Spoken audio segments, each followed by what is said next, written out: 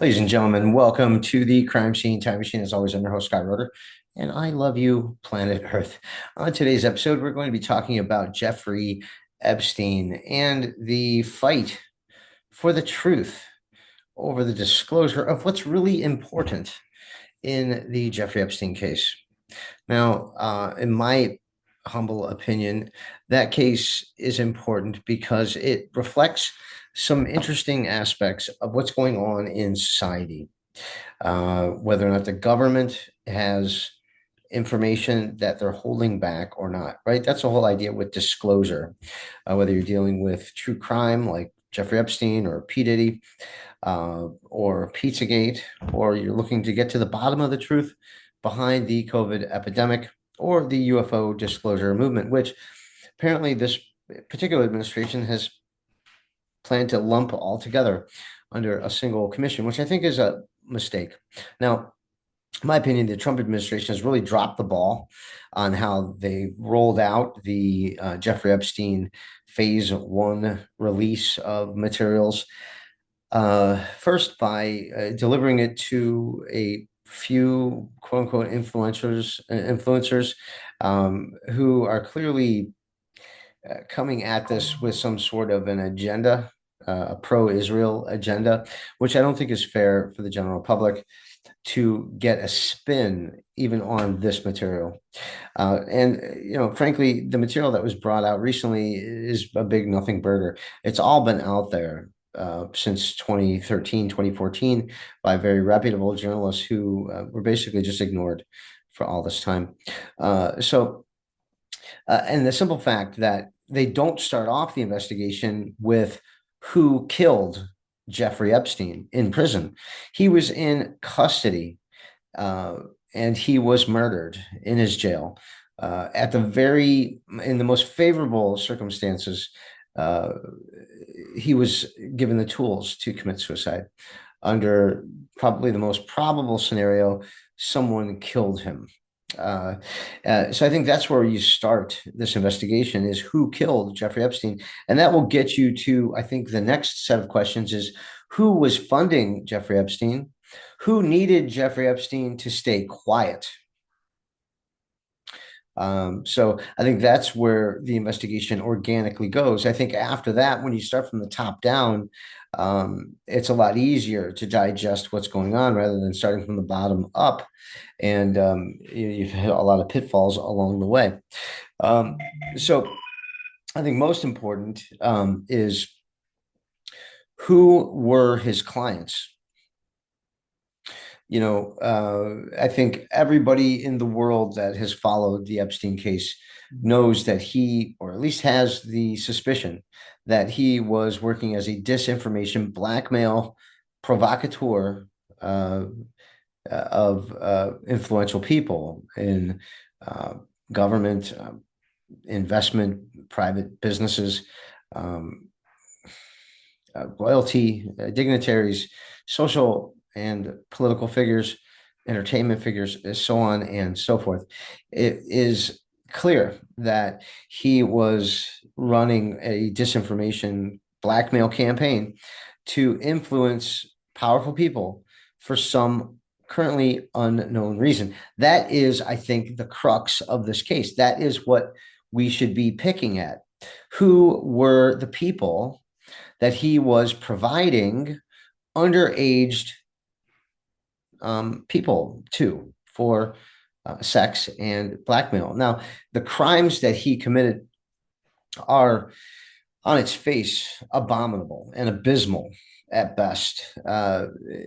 However, the people or organizations that were funding him and allowing him to remain free and continue to perpetrate this lifestyle of the rich and famous for control over the rich and famous, I think that needs to be looked at too, right?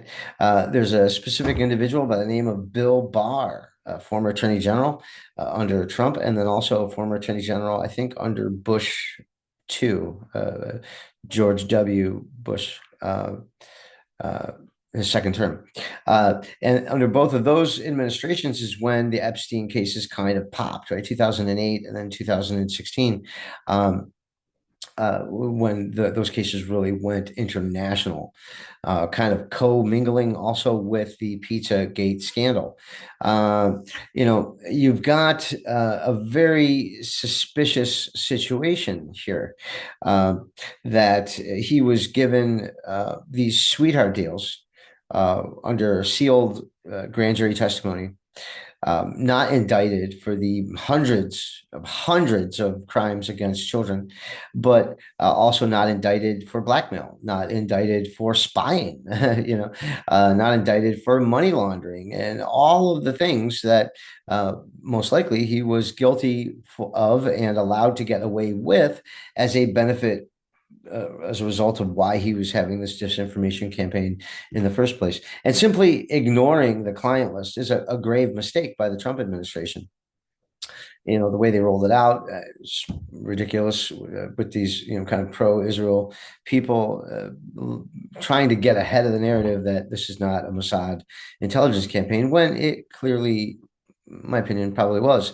And we're waiting for evidence of that to come out. And I think that's what people, true investigators, real interested people in the subject, are looking for. Yeah, do we want these scandalous names of, like, this woman was paired up with Bill Clinton, or this underage child was given to Donald Trump? We're never going to get that kind of stuff under an administration that's going to curate it for you, right? I think the best way is to just throw it all out there and let us sift through it and figure out what it is, right?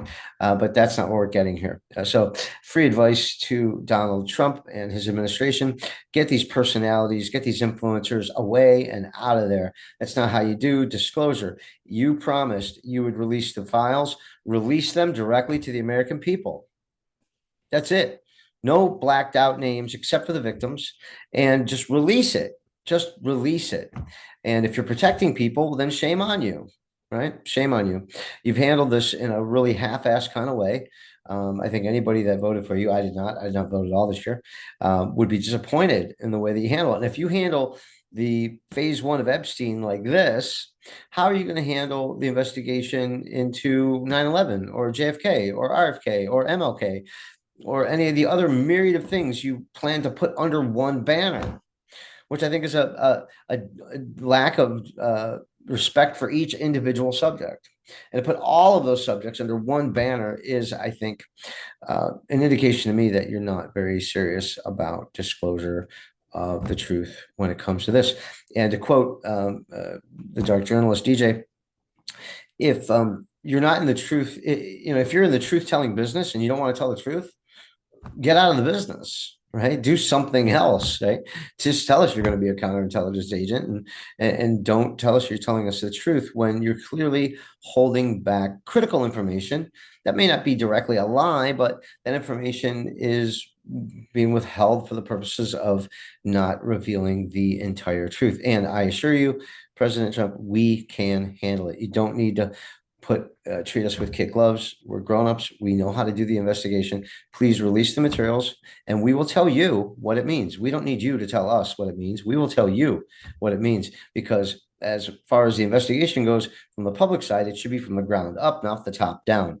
And I think that's where disclosure gets it wrong. The American people, the internet, will come together and find the truth. And if people have nothing to fear, then let's have at it. Let's have at it. So that's my feelings about the case, when it comes to that.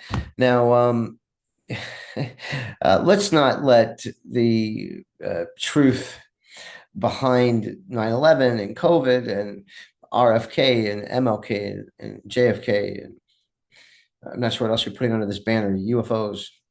I refuse to call them UAP. I will not use your language. That's bullshit language. We'll just call them UFOs, right? If you're planning on running it like the disclosure movement is running it, and they're just selling us stuff, and turning it into a television pro. No, thank you. We don't want that. This isn't supposed to be just for entertainment. This is supposed to be for the intellectually curious, right? This isn't supposed to be to buy popcorn and sit down to a freaking movie and think of the spectacular aspects of it, which forces us to ignore the real world protection, the real world information that we can get from the issue. So, like I said, a little piece of advice, President Trump, whoever is counseling you, fire them because they're giving you terrible advice right now. I would say you got to go with your instinct, get the materials out directly to the people, no middleman. Elon Trump, come on, he's taken way too much of a stage. He's ridiculous. You know, it's enough with Elon Musk. Okay, he jumped the shark with the golden freaking chainsaw. Okay, that's him jumping the shark, like Arthur Fonzarelli jumping the shark in his motorcycle in Happy Days. That was the end of Happy Days. Okay, this is the end of Elon Musk with the government and Doge, the golden chainsaw. It's enough. It's over. Okay. Anyway, thanks for tuning in. Until next time, we'll see you again.